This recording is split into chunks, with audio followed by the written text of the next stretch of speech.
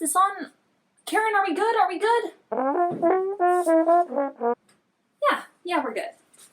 Alright, welcome everybody to the inaugural episode of La Femme Fictionale, where we discuss female characters in television and movies, and what they say about the world that they inhabit and ours. I'm so glad you could all join us. So, Karen, what do we want to do for the first one? Why don't you just throw me in a Sarlacc pit? That'd be less painful than the comment section on that. No, we're not ready, okay? We're just not ready. I don't know. Kind of feels overdone.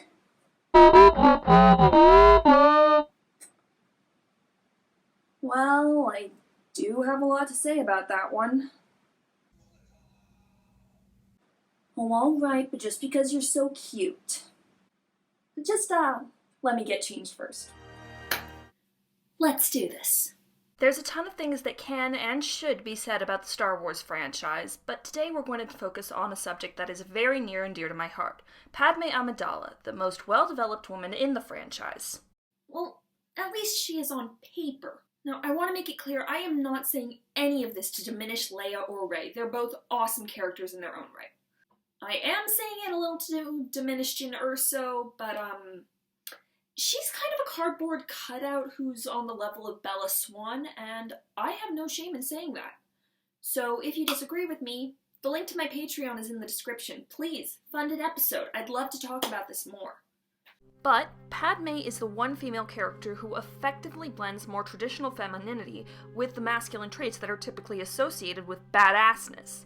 Take a moment to think about the original trilogy. Leia is generally at her least active when she's dressed in more feminine clothing. Either she's in need of rescue, or being objectified, or reacting to the accomplishments of the men around her. It's generally when she's in pants that she does the majority of her badass action. Padme is different. Yes, she handles a blaster and wears pants in episodes 1 and 2, but there's a different scope to her character and to her abilities. And well, her femininity isn't treated as a weakness as much as it's used as a weapon. The Phantom Menace is in many ways an aimless little drip of a movie, but when one looks at it as a movie about Padme, it's a lot easier to see a story that's genuinely compelling, buried under the pod races and racially insensitive CGI aliens and terrible dialogue. It's the story of a passionate young woman striving to save her home from an invading force. Nearly every action she takes is in service of that super objective, and that's both a strength and a weakness for her. Into the bureaucrats, the true rulers of the Republic, and on the payroll of a trade federation, I might add. This is a really good example. She's so desperate here to save her people that she unwittingly plays directly into Palpatine's schemes to gain power. But that doesn't necessarily mean that her compassion and her dedication are bad things. They're also part of the reason why Anakin falls for her. Fine, we'll talk about that. I don't find the 5-year age difference between Anakin and Padme to be all that creepy. I mean, I understand some people see it that way, especially because Anakin was replaced from a terrible child actor to Hayden Christensen, while Padme retained the same actress. But, if you're gonna say the age difference between the two of them is creepy, y'all better stop shipping these two, cause they have an age difference of 10 years! It's also important to remember that Padme was the first person, other than his mother, to treat Anakin like a human being, rather than an asset to be owned and controlled. Even Qui-Gon was arguably looking at him more as an asset than as a human being. And considering that they didn't see each other for another 10 years, and Anakin was part of a monastic order that didn't teach him how to deal with the feels, it's not exactly surprising he ended up saying stuff like this. I don't like sand. It's coarse and rough and irritating, and it gets everywhere. He did not mind Trigger, and just for that you have to go to the corner! Go to the corner! Look, I know a lot of people like this theory because it helps them reconcile the fact that George Lucas wrote and directed these scenes so woodenly you could build a boat out of them, and it helps to just put into context the apparently good Anakin with the monster that he would become when he was Vader. But in order to take this theory seriously, you have to do two things. 1. Disregard the fact that there is textual evidence in the film that Padme could not be mind-tricked. You gonna use one of your Jedi mind tricks on me? They only work on the weak-minded. And 2. Be okay with the fact that now Luke and Leia are the products of rape. Which is terrible. Just terrible. And you know what? Even if the scenes aren't that good and kind of repetitive, I like the pattern they're repeating. Anakin makes a move. Padme starts to reciprocate.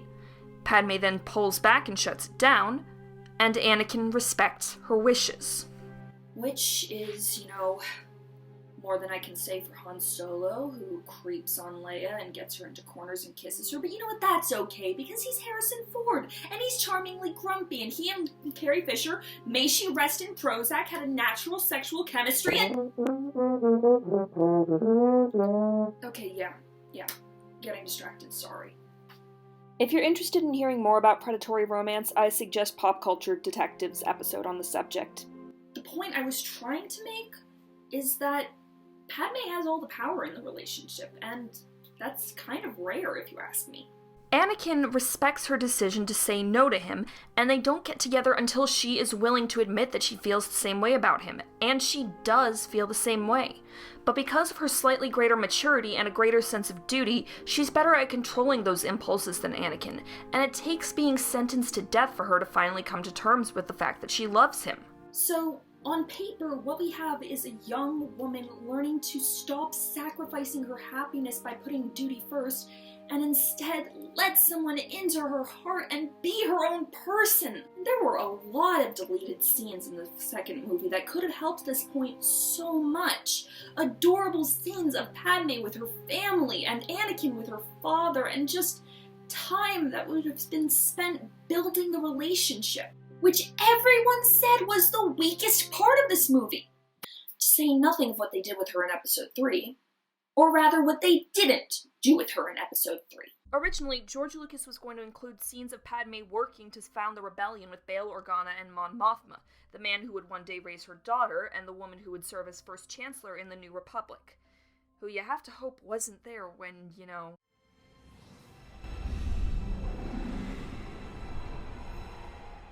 These scenes were cut from the film to keep the focus on Anakin's fall to the dark side, but the result was that Padme basically could have been replaced with a box labeled Future Protagonist Incubation Unit.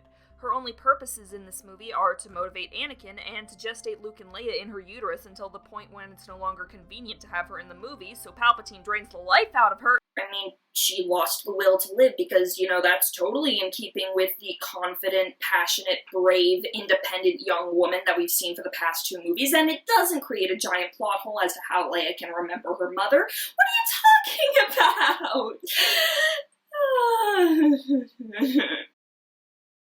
Anyway, despite how much I despise so much of what was done with Padme in episode 3, one element does remain consistently excellent. Her wardrobe. Padme's costumes are quite possibly my favorite in movie history, because even when they're at their most ornate, they serve a function. Sometimes it's a visual parallel, like her funeral dress, which draws inspiration at least in part from the classic image of Ophelia's death in Hamlet. Sometimes it's an expression of her inner desire being suppressed by her duty. Yeah, that bizarre boob-pushing black dress from episode 2. From a costuming perspective, Ian McCaig did a pretty good job with an arbitrary, silly request that George Lucas threw at him. He took the basic concept of sexy dominatrix and created something that shows Padme's subconscious desire for Anakin is being suppressed by her duty as a senator. I'm dead serious. But my favorite part of the costumes is when they serve a function in the narrative, generally through disguise elements which are most prevalent in episodes 1 and 3. Episode 1 does more with this concept, giving the first hints of a separate identity between Padme and Queen Amidala.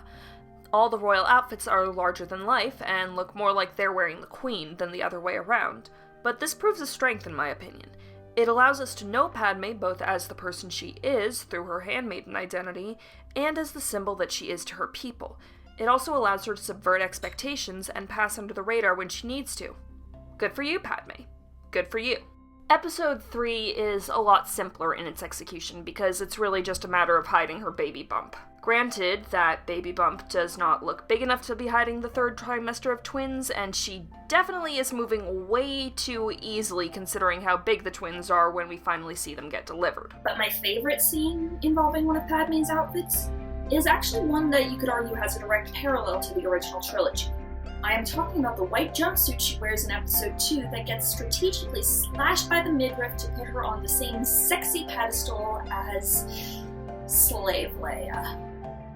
But while Leia solves her situation with the bikini from hell by using the tool of her oppression to kill Jabba, Padme literally weaponizes her femininity by taking a hairpin from the pocket of her belt and using it to pick the lock on her cuffs while Anakin and Obi-Wan are bickering like children. Thank you, Karen. Duly noted. A bad end result should not prevent you from seeing the good parts within the flawed whole. And Padme is, at least in my opinion, one of those good parts. I think Natalie Portman did the best she could have done with the character, considering the level of creative control that George Lucas had as the director, writer, and producer on all 3 prequels, and editor on episode 2, which is generally considered the worst of them. The animated series goes a long way in adding depth to the character and to her relationship with Anakin, putting muscles on the skeleton that the prequels provided. But even without the added depth of the animated series, Padme is still a better character than a lot of people give her credit for just because she happens to be in a terrible movie. I don't expect you to agree with me completely, but I hope that what I've talked about today has given you insight that you might not have previously had, and that you might be willing to give a great character stuck in a mediocre trilogy another chance. Je suis la Femme Fictionale, et que la force soit avec toi. Merci beaucoup for watching, everyone. If you like what I do, please be sure to like and share this video and to subscribe to help my channel reach a wider audience. If you're feeling generous and the Trade Federation hasn't put a blockade on your planet, you can support me on Patreon to get early access to my videos, request future episodes, and be considered for cameos. Thank you very much, and I will see you next time when things will be much more egregiously French. Au revoir! Now, I want to make it perfectly clear, I am not saying any of this to diminish Leia and Rhea. Oh my god, they're gonna take away my Star Wars cred for this.